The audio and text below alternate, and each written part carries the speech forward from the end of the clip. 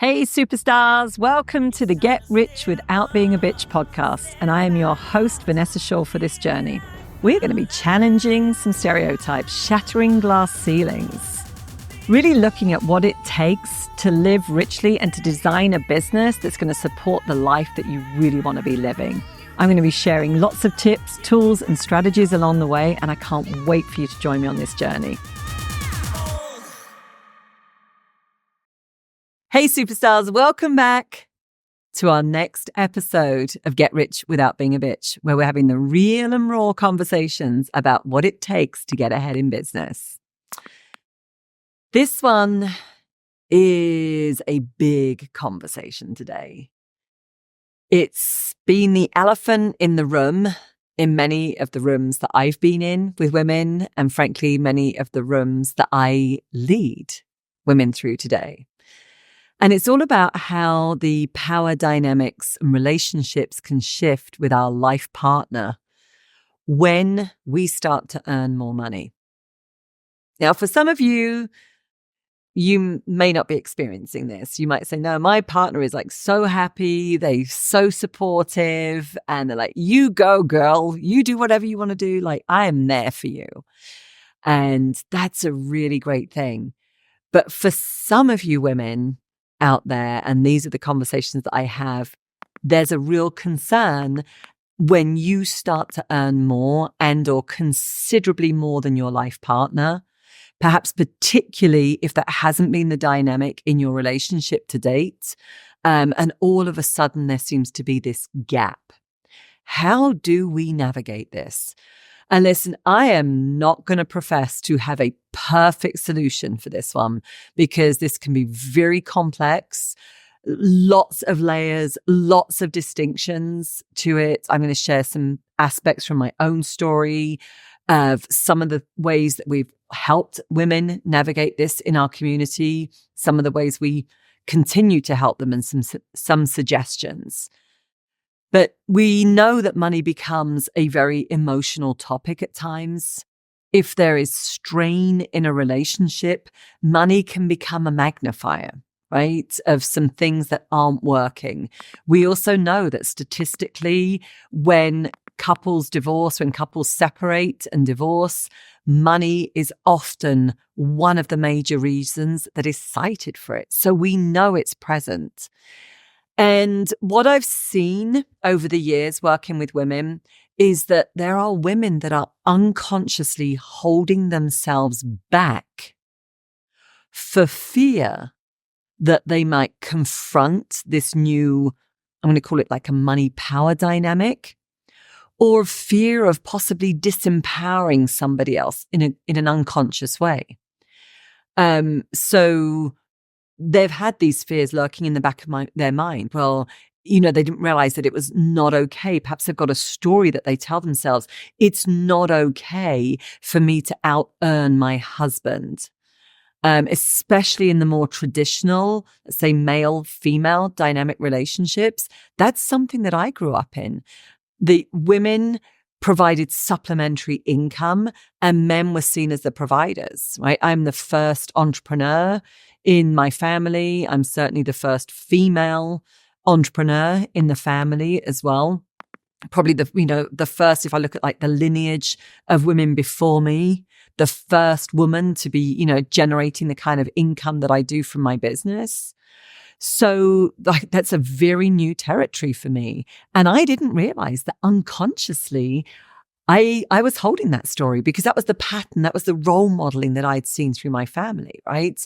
And so for me, it was the norm, and it was something that I didn't question. And then as I started to earn more money and become more confident in that, I could feel like that dynamic shifting in our relationship. Now, it wasn't necessarily in a negative way, but I could feel my own discomfort around that, right? I've been very, very fortunate. Robert, my husband, has been incredibly supportive for the almost 20 years that I've been in business. He's been probably my biggest supporter and my biggest cheerleader. And I don't say that lightly. I'm very deeply, very grateful for that. But again, I had to break through some of those things for myself around, actually, what does this mean?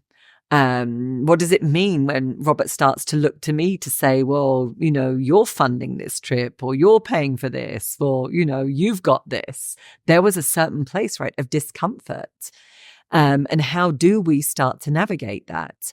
There was a concern, I was concerned at one point as I was becoming more ambitious in what I wanted to do in the business. Would that drive a wedge between us? And would we start to get some separation? Right? These are the questions that women are holding, right, at the back of their minds.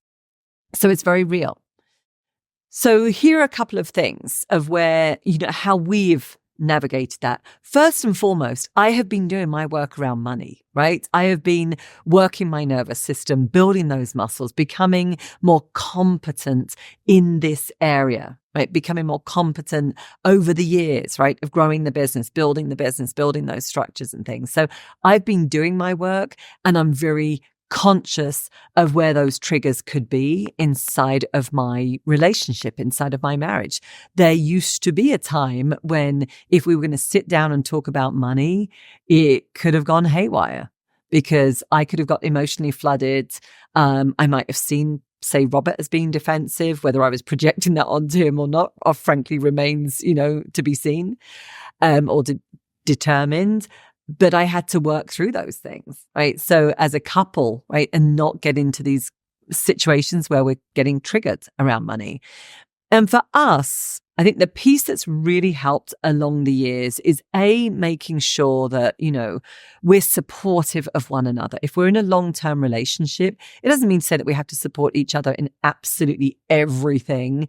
But I think we've both come into our relationship, in our marriage with, together, we are always going to be better than if we were two separate people. Like, how do we come in with our goals, our visions, our aspirations, right, our dreams and desires, which we've each gotten, our values, but then together, how do we create something like that's even more amazing, and frankly do it as a team? And that's often the language that Robert and I do use together. It's like, no, we're in a team here. There are times when, if I've got something big going on, if there's something stressful, something personally that I'm dealing with, he will literally use that language. Now it's become embedded, like, we're a team. We've got this. Like, we know we can trust ourselves to work through it. And that's really helped us. And so part of that being a team and having that philosophy is making sure that, are we aligned with our vision of what we want as a couple? Like, how do we want our marriage to be? How do we want our relationship to be? How do we want to be communicating with one another? Like, what's the quality that we want our relationship to be? How do we make sure we are constantly, and consistently nurturing and feeding our relationship and not taking it for granted, right? And really appreciating one another.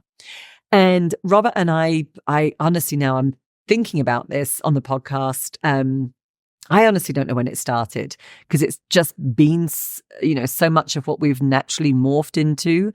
But it was probably around the time when my business was taking off and I was doing all this work on money, and I started to just open my eyes to, wow, this could be something that would divide us. This could be a place for a lot of tension in our relationship. And I knew that I was working on the vision in the business, but it was like, actually, when have we sat down and really talked about a vision for what we want for our life? And what are those things that are really important, right? These things are often like, we have them in the business. And if we're a team, it would make sense that we would have them in our personal life as well. And yet it's often a place that is really neglected. And so over the years, and yes, this is my skill set. This is something that I have led in our marriage. I have asked those questions at the end of the year. Like, let's look back on things. What has been great? What do we want to have next year? What are those things that feel really important to us? What are those goals that together we want to achieve? And of course, there can be some things that, what are those goals that you want to achieve and you want to achieve here? But again, are we building like this life with a joint vision? And with that in mind, I have found that that's helped so many more of these money conversations. As I want to grow, then we can say, okay, my ambition is because I want this to be doing, I want the business to be paying for this in our personal life. It's funding a trip. It's helping out our kids. It's going to be the next dream thing or the remodel that's important, right, to both of us, so that we are constantly staying on the same page and aligned. Now, again, I'm only speaking here from my experience. This is something that has worked for us. I do now hear of other entrepreneurial couples that are applying some of those business principles to their marriages. And they are making sure that they have time, right, to really talk about what are those things that are important, the vision, the values, what are some of the goals, what are the things that we want to be doing this year, for example, so that it's putting some more purpose around their business and what they're doing. And we've got that support there. So that's how that's worked for us. Now, there are going to be times, though, that still perhaps one party gets triggered. You're working in the business and all of a sudden your spouse or your life partner is feeling threatened by that, intimidated, possibly jealous. They're not getting enough of you. Their goals don't appear aligned with yours. You're feeling the pressure. Right? Again, these are the real conversations that happen. How do you navigate some of those things? Well, the only way I know to navigate some of those things is through conversation, right? Are these the things that are really going on, or are these the things that you're mind reading? Have you really sat down and had a conversation around, again, what's important, right, to both of you, the reason for you growing your business, how you want it to be better for you, your couple, your family, right, the things that you're building, what's important to them. And those conversations could be, frankly, really awkward when you first start to have them. They might be the very first time that you've ever had a conversation like that.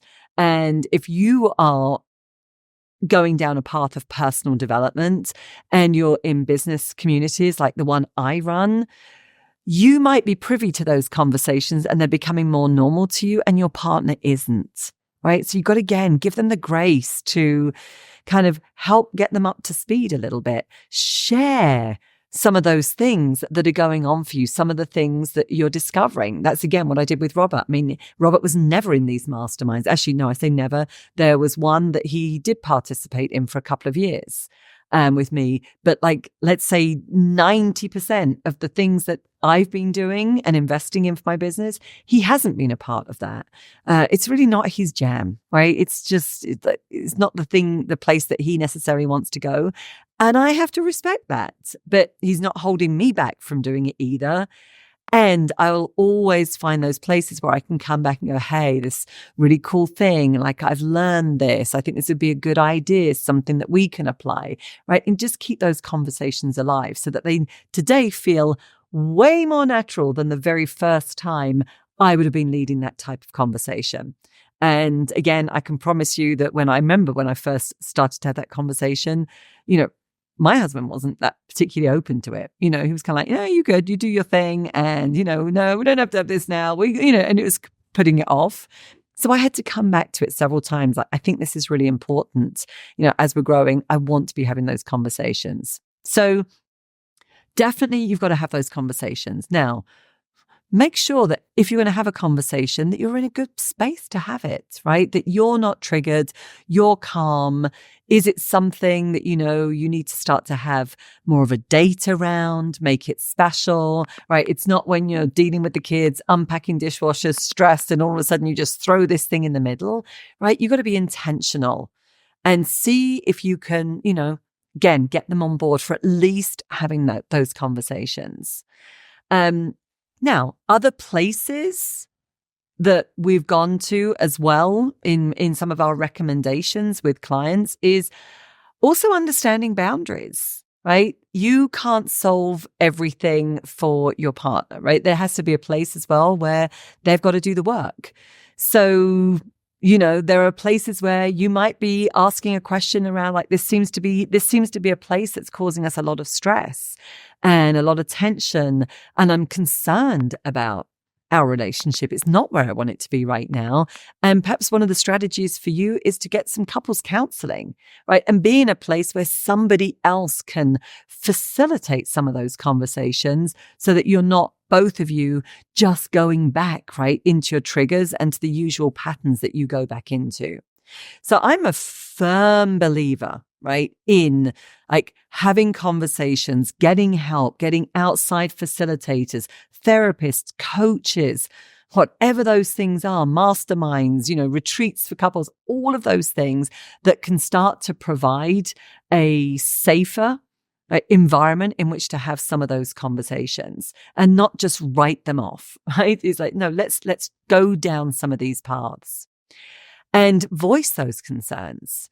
Now, the other piece of this is also, you've got to understand and take responsibility, because this also comes up where you may be blaming your partner, right? You might be unconsciously or even consciously blaming them and making them the reason that you're not getting ahead. Right. And in that place, you start to, you're disempowering yourself, because when we're blaming somebody else, we can't take responsibility. And I've seen that before where, we keep making this other person wrong and the reason for why we're not moving ahead. And it's this insidious blame that's keeping us stuck and not moving ahead. So again, be mindful for that and look out for it, because, often it isn't one person that is responsible for why you are stuck or not getting ahead. Like, those are those things that you can actually control for yourself, and you need to have more agency. So I hope this has been helpful. It's a way to not necessarily solve this issue today, but I want to normalize the conversation. I want you to know that this has been a conversation that is an elephant in the room in many, many places. Sometimes as well, it is about, yes, I am going to become the breadwinner and I'm concerned about those dynamics, or I'm frankly concerned about what other people would think. If my husband is the one supporting us at home and doing the kids and all those other things, right? There's lots and lots of layers to this. And it is a conversation to have, to navigate, to keep coming back to. And think about, again, what is it that you're really wanting to create further down the line? Can you get aligned on the vision of what you want to create for your life in exactly the same way that we need to do that in business, right? We have to create that vision, and then we've got to get people on board with it. So I hope this has been helpful and some food for thought. As always, please leave a review on your favorite platforms. Share this podcast with other women in your circles. They're such important topics. And hey, I can't wait to catch you on the next episode.